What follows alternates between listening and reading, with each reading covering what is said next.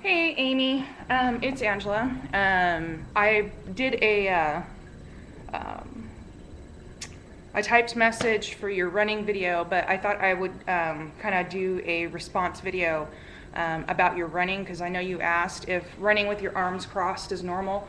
And the answer to that is for you, it might be. Everyone has a different running style. Some people really swing their arms when they run. Some people hardly move their arms. I'm one of the ones that hardly moves my arms unless I get tired. And then they're just kind of flopping like chicken wings. Um, about your stride, if you're wondering about making your stride better, the best advice I can give you on that is I have some friends that run and they run competitively. You know, they're triathletes, they're marathon runners. Hell, even my mom and my dad used to run marathons and do triathletes or triathlons. The best thing you can do is find a running club store. Not like a Nike store, but an actual where all they do is sell running shoes. They sell running reflective gear. You might want to look into local running clubs and see where they go to buy their gear because they have people there that can actually fit your foot to the proper shoe depending on your gait or your stride when you run. Down. Dogs are going nuts again. Every time I put them in the box to do a video, they go completely back crazy. My old swim coach actually is an Ironman triathlete, and he actually went into, back in Olympia, Washington, he actually went into a running store and they took him out onto a track and had him run around the track, and they watched how he ran, and they were actually able to get him into a shoe that actually helped the way he ran. It actually gave more cushion where he needed it and such. Something that I'm going to be doing, I'm really, really hoping I'm going to be getting a treadmill under the Christmas tree, or for my birthday, which is on the same day, so hey, double win. I'm actually hoping for a treadmill because I don't have access to one, so I'm not able to work on my cardio as much, so I definitely get a lot of inspiration from your videos about your running.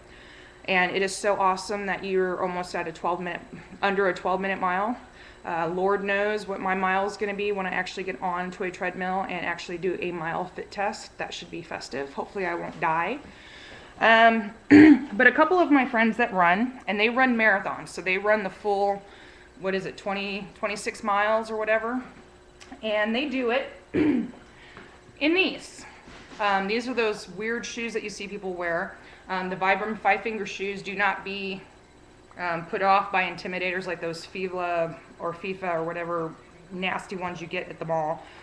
No, these are actually made by Vibram, and they're the first ones to actually make barefoot running shoes. That's what these are. They're pretty minimal. I wear these, as you can see. I've had these for probably 8 months, and there's now just a small little hole in the top, but you know, they're actually in really good shape considering how well I beat these things up. And my friend runs marathons in these. And there's nothing to them really. There's a little bit of protection on the bottom so you're not stepping on stones or anything, but your chances of rolling an ankle in these are pretty much nil unless you have bad ankles to begin with.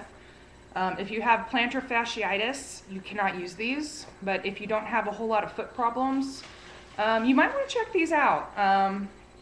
I find that I actually walk better in these than I do in my $120 Asics that I use. I actually have a pair of Asic running shoes that were like 120 bucks.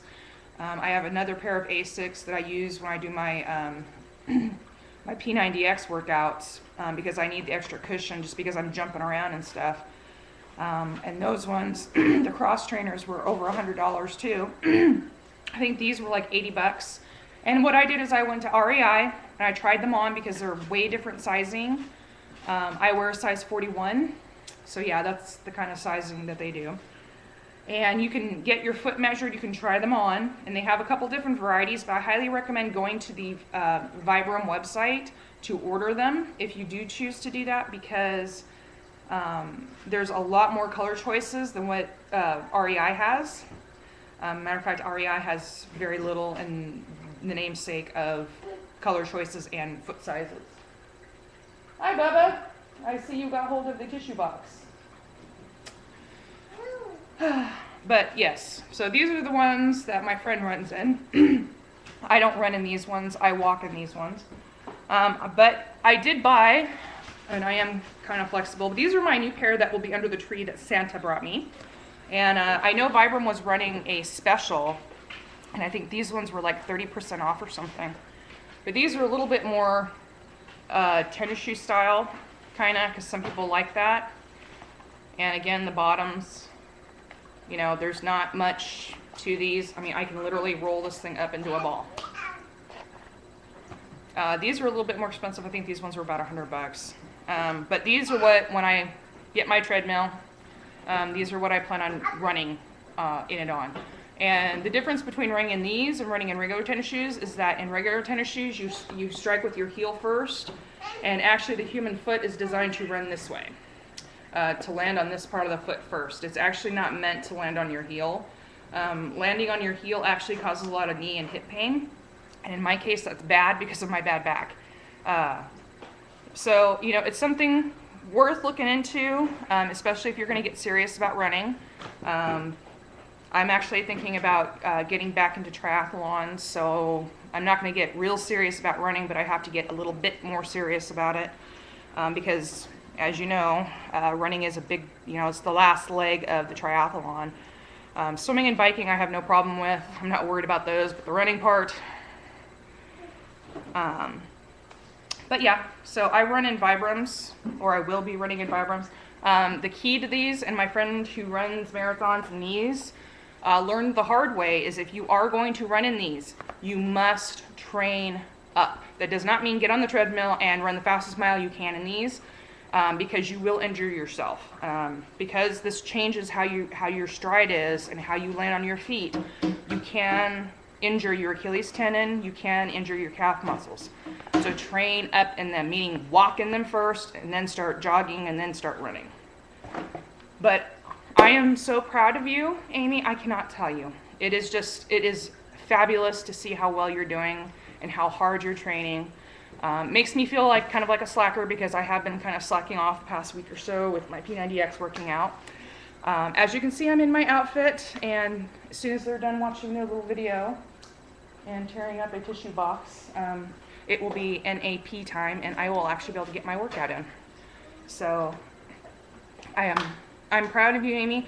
Also, I tried to tell you, but I have an iPhone, and I don't know if you do too, or some sort of smartphone, but I have the iMap My Run app, and I believe it was a free app, or it was only like $2 or something, but it will GPS map your run.